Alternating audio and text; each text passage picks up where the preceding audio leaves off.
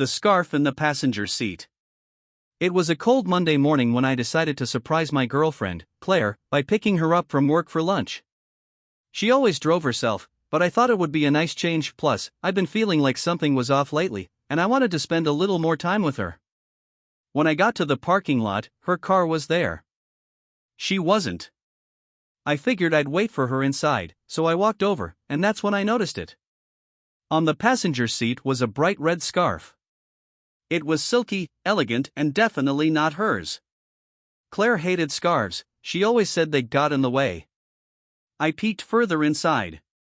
Next to the scarf was a half-empty coffee cup with lipstick on the rim, not the shade Claire wore. My stomach twisted.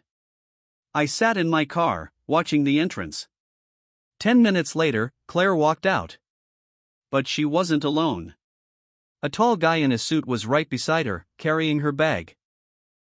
They laughed, and without even looking around, he leaned in and kissed her cheek before heading in the opposite direction. When she saw me, she froze. I kept my cool, smiled, and offered her a ride home. She looked nervous the entire way. That evening, I casually asked her if she'd had anyone in her car recently. She shook her head. That's when I pulled the scarf from my jacket. I'd grabbed it before she came outside. She stared at it like it was a snake. I didn't yell. I just asked, "Whose is it?" She didn't answer. She didn't have to. Here's what I learned. Sometimes, the smallest, most ordinary objects can tell you everything you need to know if you're willing to look closely.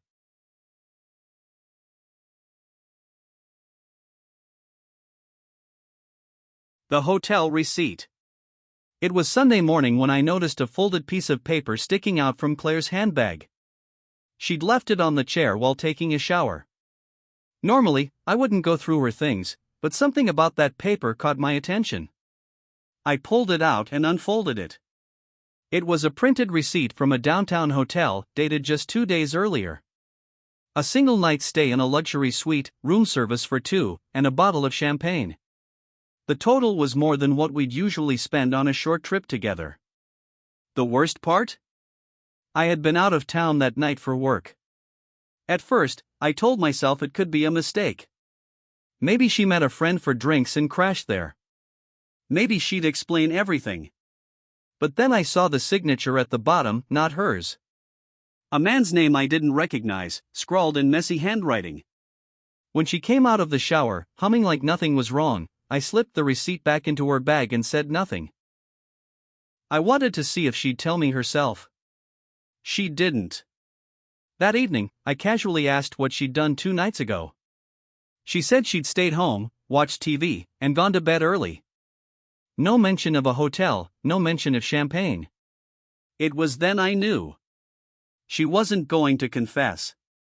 The truth had been printed in black and white, sitting in her bag for me to find, and she still thought she could hide it. Here's what I learned. Sometimes betrayal isn't hidden in whispers, secret texts, or stolen glances. Sometimes, it's right there on a piece of paper, waiting for the moment you decide to read it.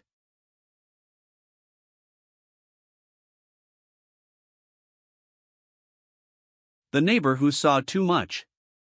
It was a warm Friday evening, and Claire had told me she was going to the gym after work. I believed her, why wouldn't I? But about an hour later, I got a call from our neighbor, Mrs. Foster. She's an older woman, the type who notices everything happening on our street. She said, in her usual chatty tone, "I hope you don't mind me asking, dear, but who's the tall man that just picked Claire up?" At first, I laughed it off, telling her she must have been mistaken. But she sounded certain. No. I saw them. He got out of a black car, hugged her, and they drove off together. She looked very happy. I thanked her and hung up, my heart pounding. I decided to test something. I sent Claire a text asking how her workout was going. She replied instantly, "Just started, babe. I'll be home in an hour." I waited until she got back. She came in wearing her gym clothes, hair damp as if she'd showered. She kissed me on the cheek and went to the kitchen. That's when I noticed something strange. Her sneakers were spotless. No gym dust, no scuffs, nothing. Later that night, I checked her car. It was gone from the driveway. I looked around, confused, until I realized she hadn't driven to the gym at all. The next morning, I casually mentioned that Mrs. Foster had said hello. Claire froze for half a second before smiling and changing the subject. But that pause was all I needed to know. Here's what I learned. Sometimes the truth isn't uncovered by secret investigations or phone snooping. Sometimes, it's just that someone happened to be looking out their window at the right moment and saw more than they should have.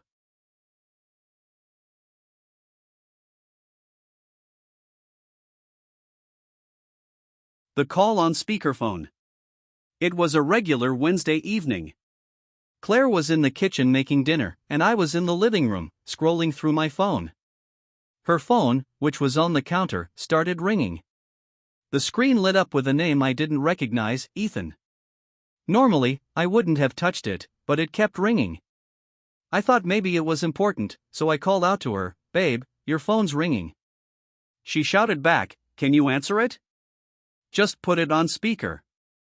The moment I hit the button, everything changed. A man's voice, smooth and too familiar, came through the speaker. "Hey, beautiful. I miss you already. Are we still on for tomorrow night?" I froze. He clearly didn't know I was the one who had picked up.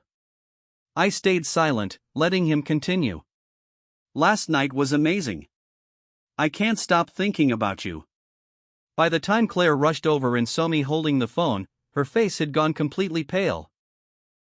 She snatched it out of my hand and hung up without saying a word. I didn't yell. I didn't need to. The look on her face told me everything. We sat in silence for a long time before she finally mumbled something about it not meaning anything and just being a mistake. But the tone in his voice from that call? That wasn't a mistake. That was history. Here's what I learned. Sometimes, the truth doesn't come from detective work, from digging through messages, or following someone around. Sometimes, it just calls you, and all you have to do is answer.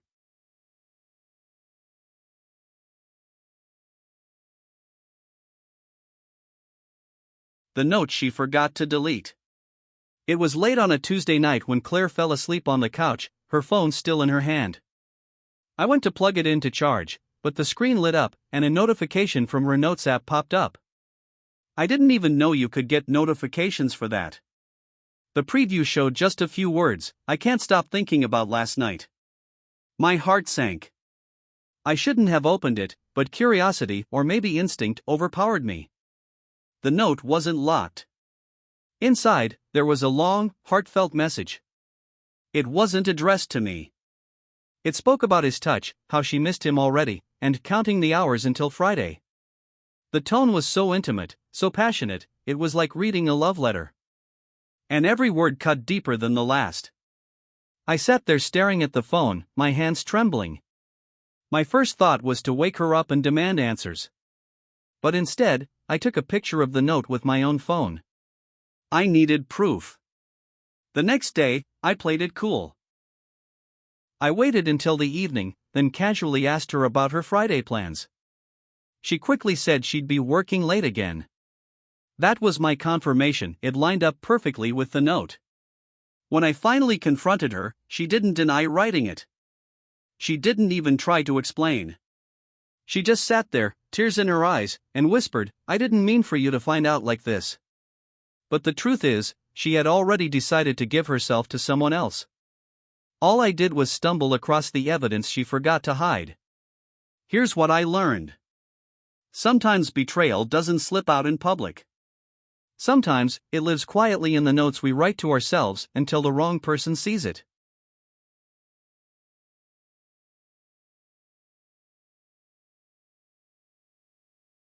The photo that said too much. It was a Sunday morning when my phone buzzed with a notification from Instagram. A friend had tagged me in a photo from last summer, and as I scrolled, another post caught my eye. It was from Claire, my girlfriend. It looked harmless at first glance, a sunny beach, drinks on the table, her wide smile.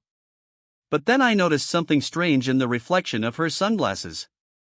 There, clear as day, was the silhouette of a man sitting across from her, leaning forward with his hand extended toward hers. I zoomed in. The angle wasn't perfect, but it wasn't me. The man was taller, with dark hair, wearing a shirt I'd never seen before. At first, I thought maybe it was an old photo she forgot to mention. But when I checked the date, it was posted just an hour ago, and I knew she had told me she was working from home today. I decided not to confront her immediately. Instead, I messaged a mutual friend who lived near the beach and asked if he'd seen her. 15 minutes later, he sent me a photo. There she was, sitting with the same man from the sunglasses reflection, laughing like she didn't have a care in the world. That evening, when she came home, I asked how her day had been. She told me she had been buried in work.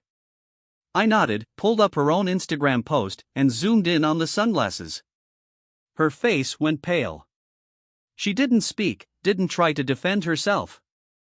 The silence was louder than any confession could have been. Here's what I learned. Sometimes the truth hides in plain sight, caught in the smallest details, a reflection, a shadow, a fraction of a second that gives everything away.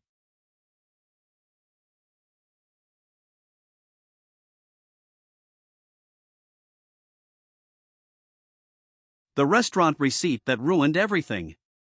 It was a quiet Thursday night, and Claire said she had to stay late at work to finish a project. I believed her. We'd been together for 3 years, and although lately I'd felt some distance, I didn't think there was anything more to it. Around 10 p.m., she finally came home. She seemed tired, kissed me quickly, and went straight to the shower. That's when I noticed her handbag on the couch. Normally, I'd never go through her things, but something in my gut told me to look. I opened it, and there it was, a folded receipt from an upscale Italian restaurant across town. The date and time on it? 8:47 p.m. tonight. 2 entrees, 2 glasses of wine, and a dessert for 2. I stared at the receipt, my mind racing. Maybe it was a work dinner? But why wouldn't she just tell me that? The next day, I decided to test her. I casually asked her how work had gone the night before. She launched into a story about how stressful it was, how she and her colleagues stayed in the office until after 9. She never mentioned the restaurant. That evening, I drove to the restaurant and asked a waiter if he remembered a woman matching her description. He nodded without hesitation. Yeah, she was here last night with a tall guy in a suit. They seemed close. When she came home, I put the receipt on the table. She froze, then tried to laugh it off, saying it was just a client dinner. But her voice cracked, and she couldn't look me in the eye. Here's what I learned. Sometimes, the truth hides in the smallest pieces of paper. All it takes is one careless slip, and the whole lie unravels.